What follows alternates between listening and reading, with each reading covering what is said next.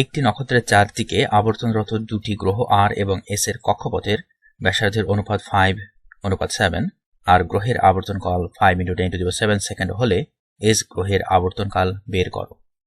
কেপলারের তৃতীয় সূত্র থেকে আমরা বলতে পারি আবর্তনকালের square proportional to R cube. ঠিক আছে, এখানে আর হচ্ছে আমাদের গ্রহ থেকে নক্ষত্রের মধ্যবর্তী দূরত্বের গড়। ঠিক আছে, গড় দূরত্ব, মধ্যবর্তী গড় দূরত্ব আমরা এখানে নিতে পারি। তাহলে টি স্কয়ার প্রপোর্শনাল টু আমরা পাচ্ছি আর কিউব। তাহলে এখানে আমরা বলতে পারি, লক্ষ্য করা যাক, আমাদের এই যে আর গ্রহটি রয়েছে এর পর্যায়কাল যদি হয় টি আর এবং এস গ্রহের পর্যায়কাল যদি হয় টি এস এবং আর গ্রহের আমরা যদি এখানে কি বলবো গড় দূরত্ব বা টেকনিক্যালি কক্ষপথের ব্যাসার্ধ আমরা নির্ণয় করতে পারি এখানে।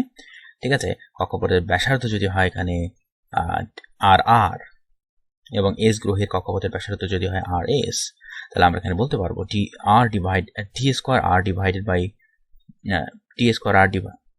আর বলবো নাকি টি আর স্কয়ার, অবশ্যই T R square divided by T S square equal to হবে R cube divided by R S cube. Correct. এই সম্পর্ক থেকে কিন্তু আমরা তাই, কারণ আমরা বলতে পারি উভয় পক্ষে মানে এখানে সমানুপাতিক চিহ্ন তুলে দিয়ে বলতে পারি আমরা T square equal to K R cube. লক্ষ্য করা যাক, তাহলে এই সম্পর্ক থেকে কিন্তু আমরা ডেফিনেটলি এই সম্পর্কতে প্রতিষ্ঠা করতে পারবো। ওকে, কোনো ব্যাপার না। এখন লক্ষ্য করা যাক, এখানে আর গ্রহের আবর্তনকাল 5 × 10⁷ সেকেন্ড। ওকে, স্কয়ার করতে হবে ডিভাইডেড বাই, এখানে আমরা পাচ্ছি এস গ্রহের আবর্তনকাল স্কয়ার ইকুয়াল টু, এখানে লক্ষ্য করা যাক আর এবং এস এই দুটি গ্রহের কক্ষপথের ব্যাসার্ধ 5:7 দেওয়া আছে, তাই না? তাহলে আমরা বলতে পারবো, লক্ষ্য করা যাক, R divided by R S equal to 5/7। তাহলে বসিয়ে দিচ্ছি 5/7 কিউব।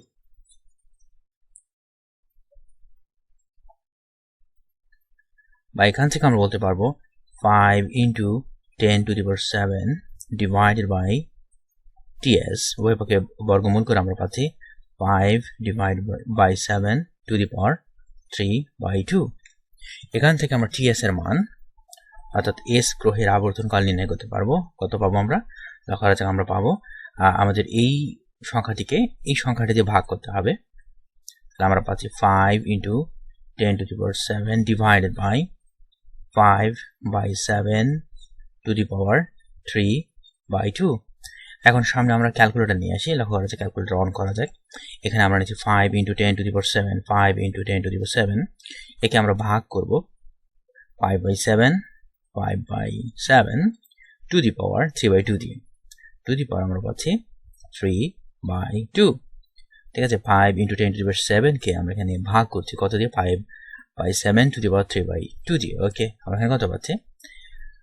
ইন্টারেস্টিং, আমরা এখানে একটা সংখ্যা পাচ্ছি। লক্ষ্য করা যাক, আমরা যদি এই সংখ্যাটির দিকে তাকাই, এখানে দশমিক বিন্দুকে বাম দিকে 1 ঘর 2 ঘর 3 ঘর 4 ঘর 5 ঘর 6 ঘর 7 ঘর নিয়ে আসলাম, তাহলে আমরা পাচ্ছি 8.3 × 10⁷ দশমিক বিন্দুকে আমরা বাম দিকে কিন্তু 8 ঘর সরাচ্ছি, তাই না? 1 ঘর 2 ঘর 3 ঘর 4 ঘর 5 ঘর 6 ঘর 7 ঘর, তাহলে আমরা এখানে 10⁷ পাবো এবং এখানে সময়ের একক হবে সেকেন্ড। তাহলে এটাই হবে আমাদের অ্যান্সার। ঠিক আছে, এস গ্রহের আবর্তন কাল হচ্ছে অ্যাপ্রক্সিমেটলি 8.3 × 10⁷ সেকেন্ড। তাহলে এটাই হচ্ছে আমাদের এই গাণিতিক সমস্যার সমাধান।